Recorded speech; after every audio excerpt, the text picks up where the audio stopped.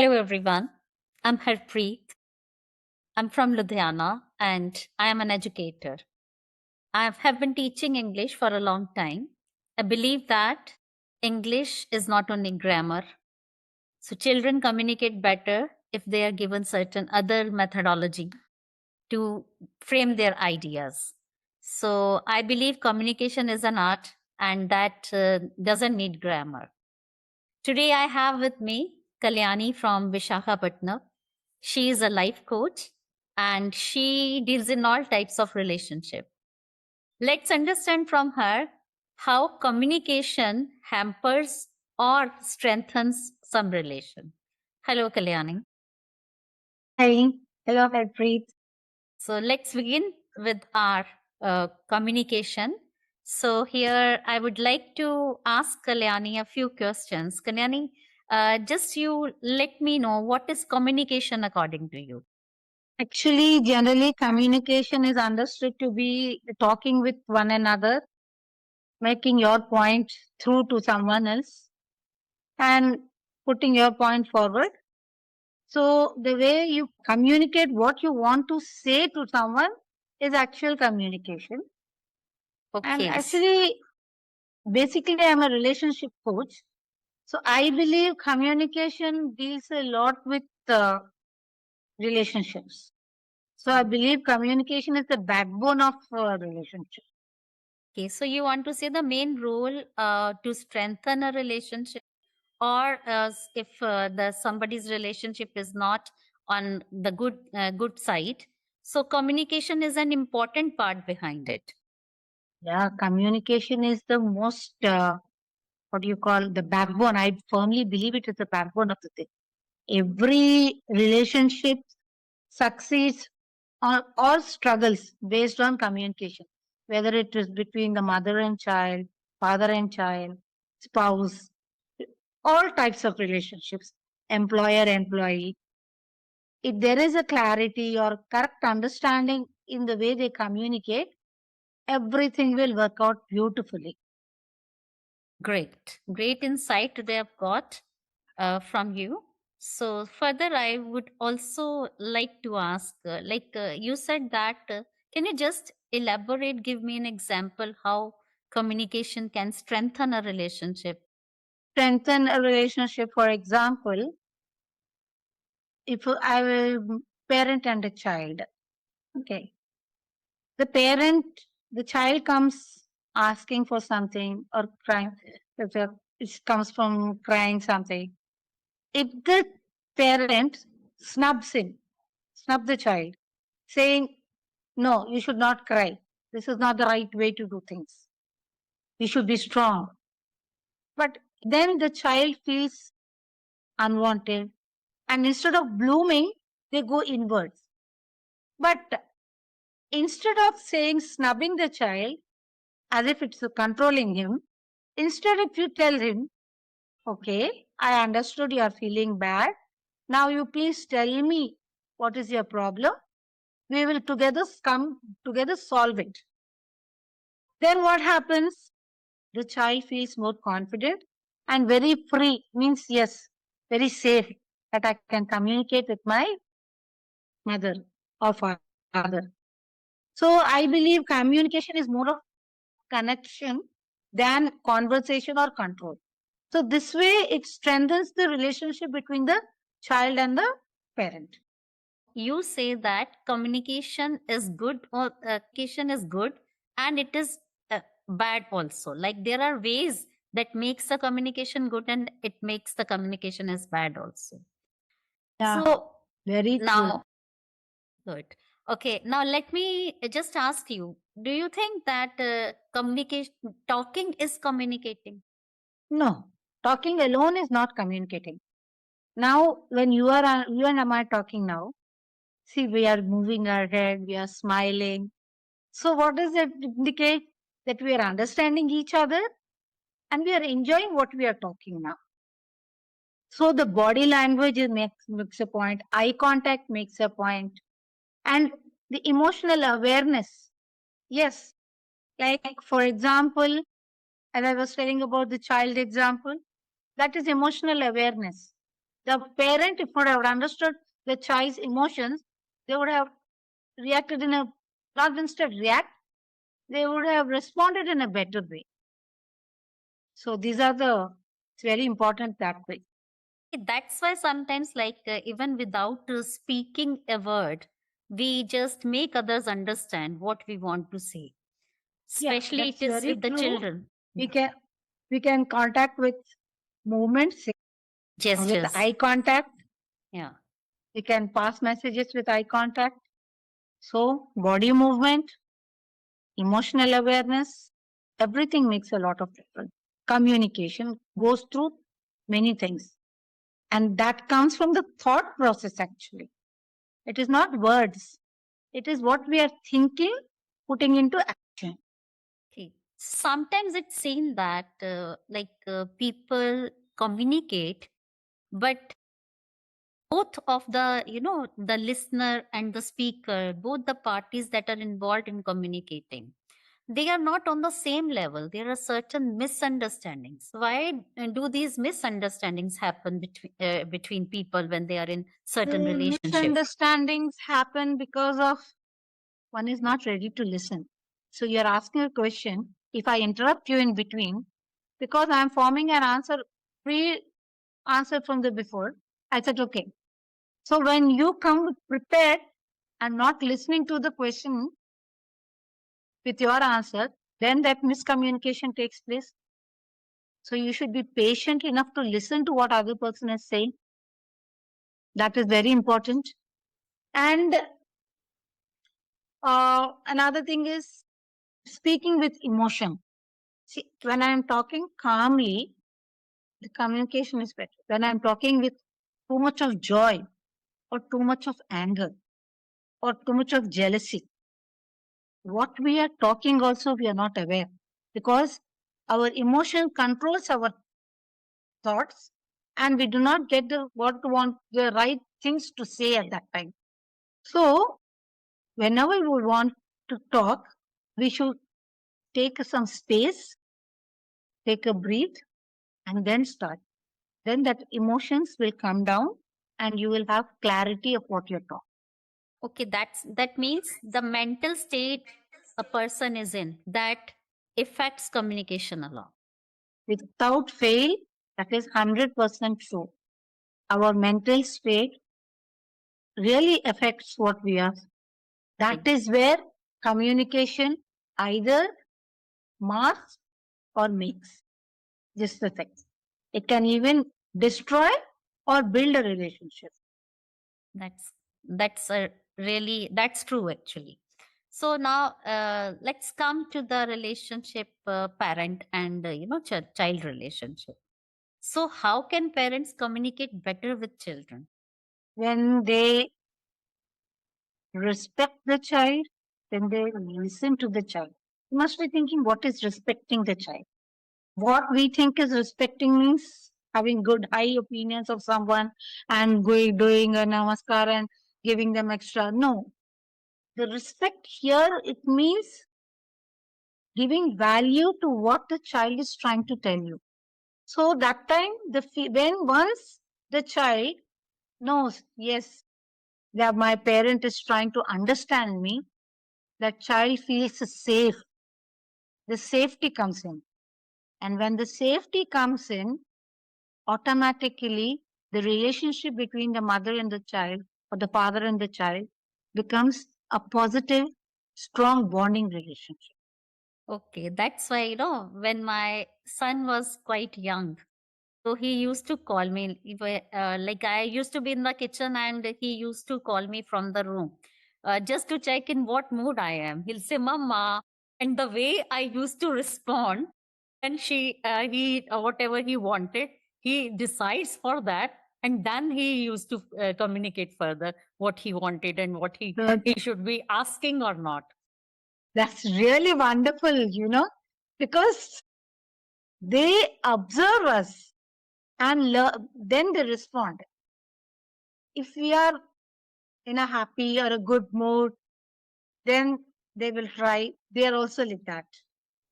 Then if we are always very angry or something with them, they will not be happy. So their children are always a mirror of the parents' behavior or the circumstances in which they are staying. They always mirror the thing.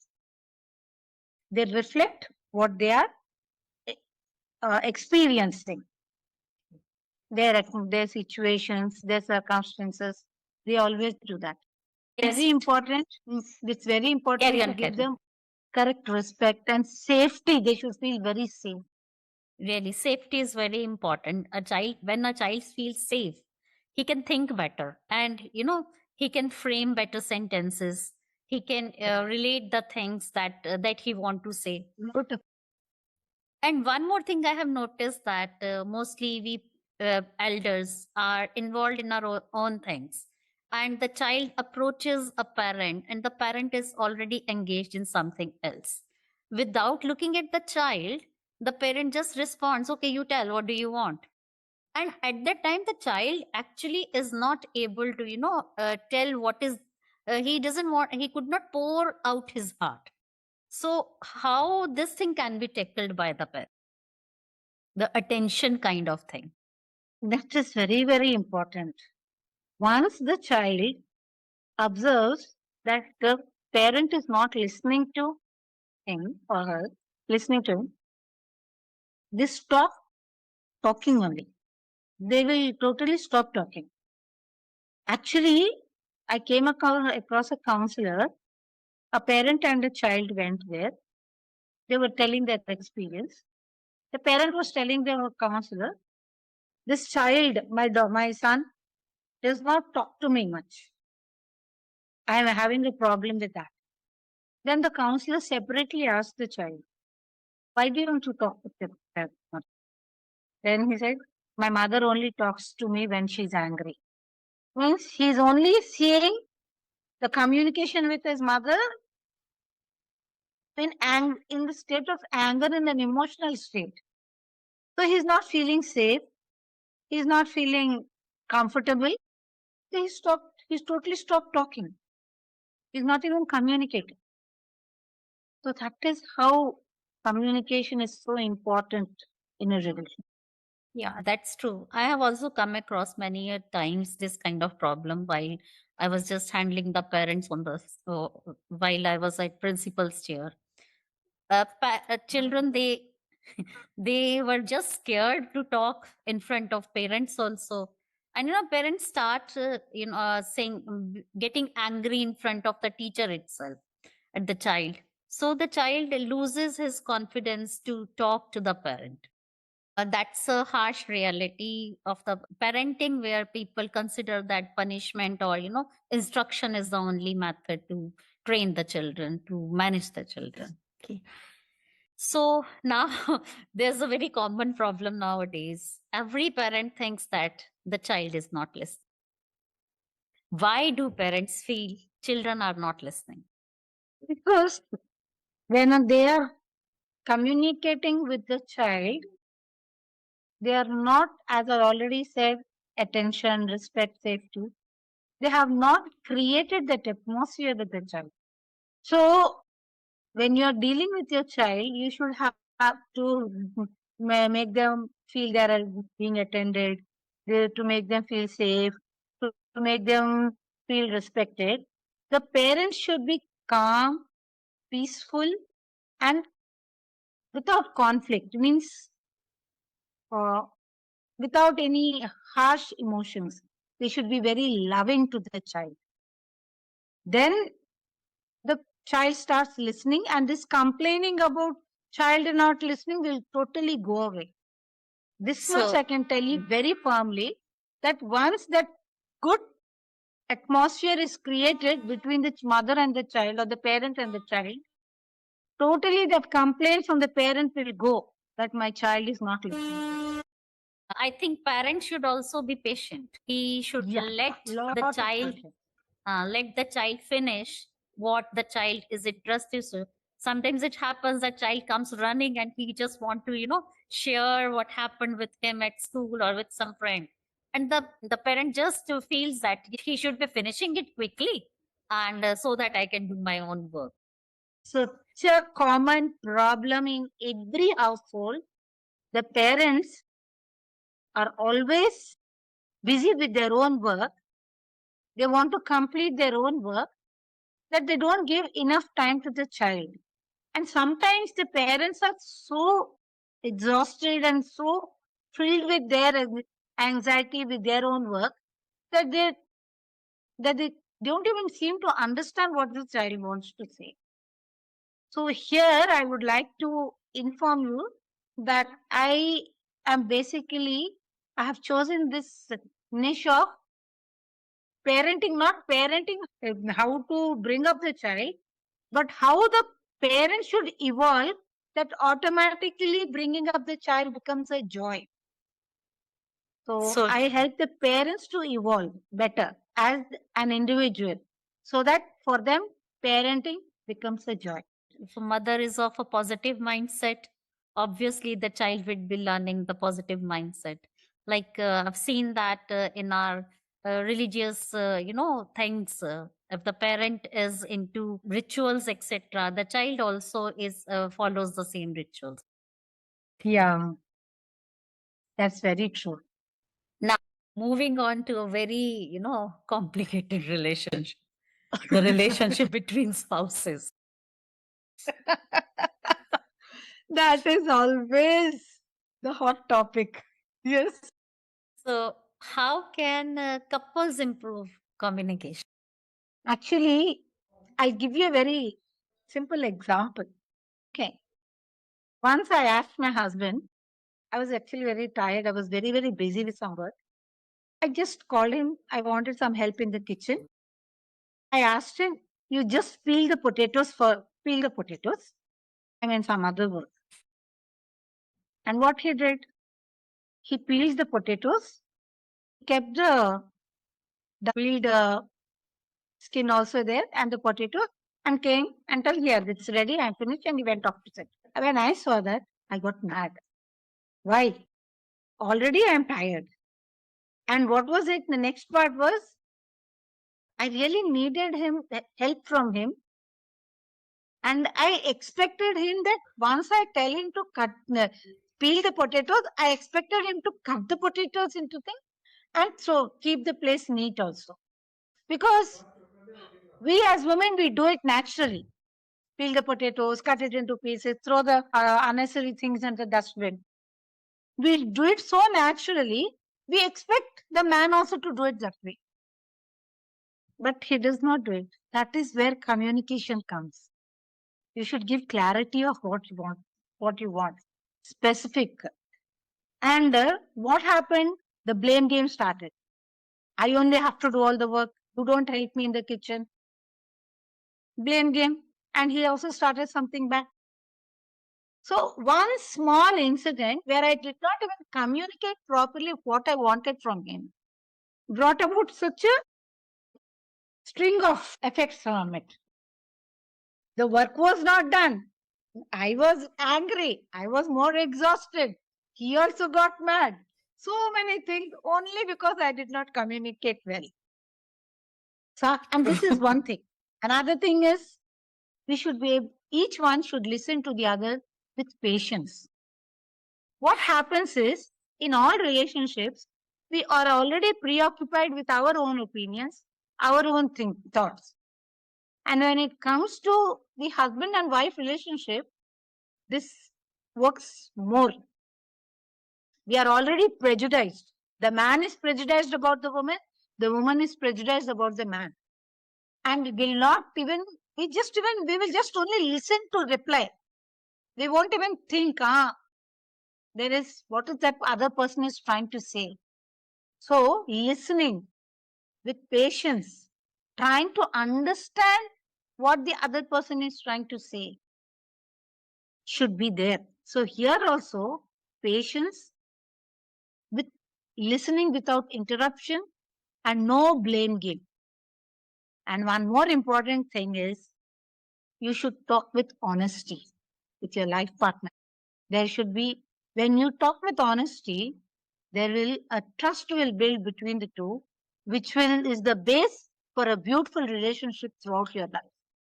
then no blame game, no nothing. Usually, So if it comes about also, yeah. it will come down. If you have trust in the person, that's all. Usually it's So the blame trust. game that is going on in every household, you know.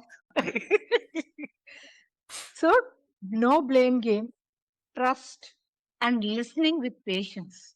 These follow these three principles, your relationship will improve a lot. But And one, yeah, without actually one thing, no, without the small fights, the relationship with the husband yeah, and wife is not beautiful. it's But it should not yeah. go beyond a certain limit. For that, you After have to follow these three principles. after every fight, you know, sometimes many a times the relationship strengthens.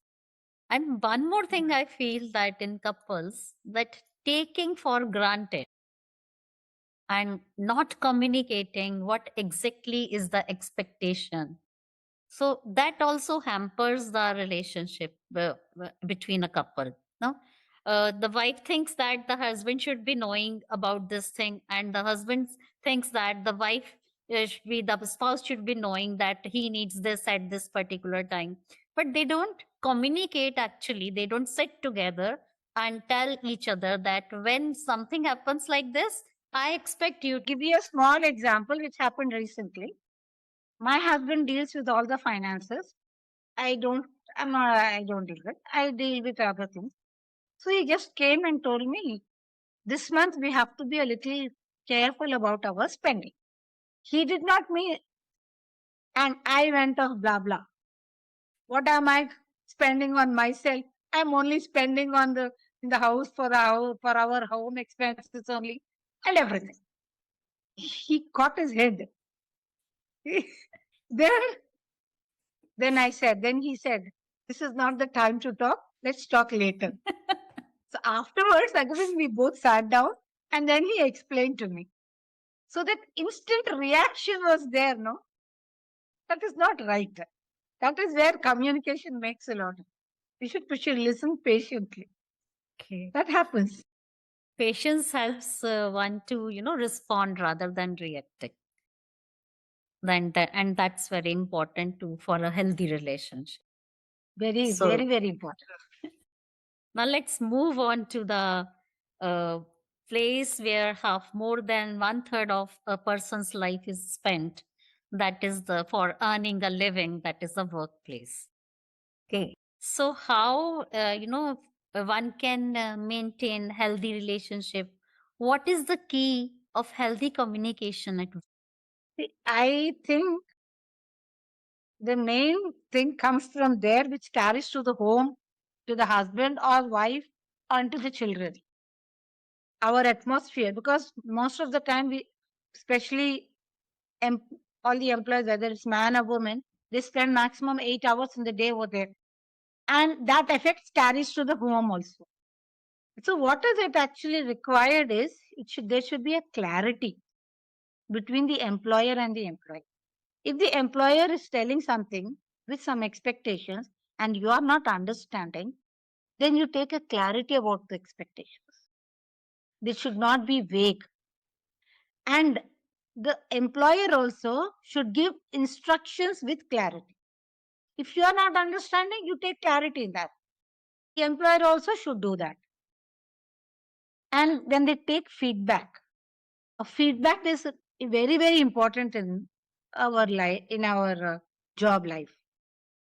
And when they are taking that feedback also, both the parties actually should have that patience, and the language also should be very positive. They should, because one small word on either side will disturb the whole atmosphere there. So that is very, very important feedback. And appreciation should be there. Appreciation. The employer should appreciate the employees. That will give them encouragement to do better. And even the communication amongst the employees, not only employer and employee, that should also be a very positive atmosphere. There again, It should not be. It is not my work, it is his work. I have done my bit, the other person has to do their bit. That coordination should be there. And for that coordination, communication is very, very important. Great. Now, one last question I have that is about friendships. How friendship, I mean, what is the role of communication? Why friendships fade after some time? Friendships fade away because sometimes I'll tell you my own example. I had a very good school friend, and after marriage, we did not speak to each other and we lost contact. I sometimes feel I should have kept contact with that. We were really very good friends in our school time, even till our degree time. So sometimes I just pray, I wish somehow I meet her somewhere. Instead of that, once in a while, just give a message. How are you doing? I'm thinking about you. That will keep the relationship going on and the friendship going on. That is how I feel. Great. So, means ego and assumption, these things, you know, uh, spoils the relationship. Just if you have something in your mind, you can simply tell your friend. What are friends for?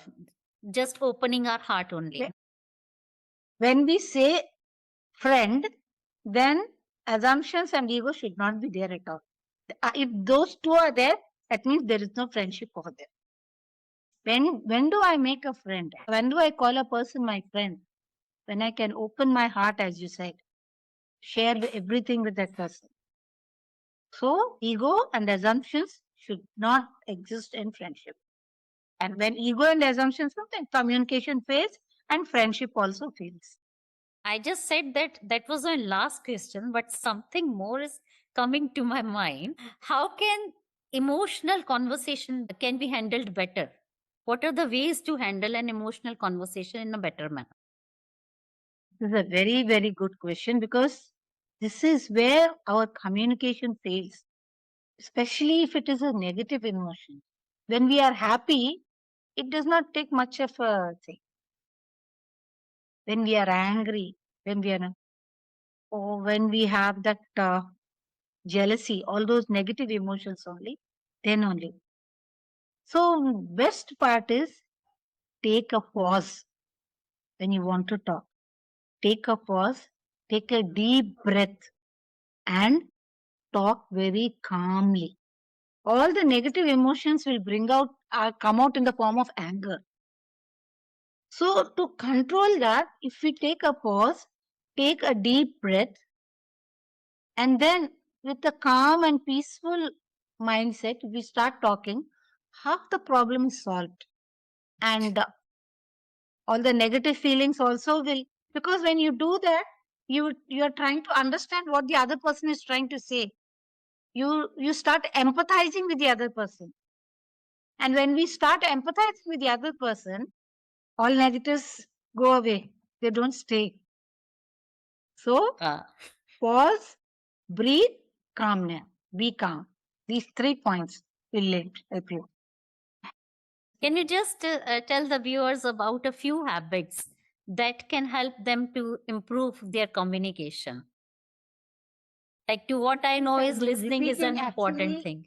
This which we have been talking throughout and just putting it in the form of points. Listen carefully and validate other person's emotions. I have a difference with, maybe for example, if I have a difference with you, you're trying to tell, but I don't agree with you on that one. So, an example, the best way to say is that I understand your point of view, but I don't agree with you. This is my point of view. You try to explain. But the moment you say, I understand your point of view, the other person is now open to you. That other person opens up. When that other person opens up, communication becomes easy and easy to understand. It's not only the other person, even you, myself, I should also be open. Open to what the other person is saying. And at the same time, what you could validate the other person's feelings. This is very, very important. And one thing again, you should have the patience to listen to what the other person is. Validate their feelings, listen to them completely. It's very, very important. These 2 And points. kind words also matter, I suppose. Words. This is a very good point you have reminded me. Words, the use of the right words, kind words. It's very, very, very important in a relationship.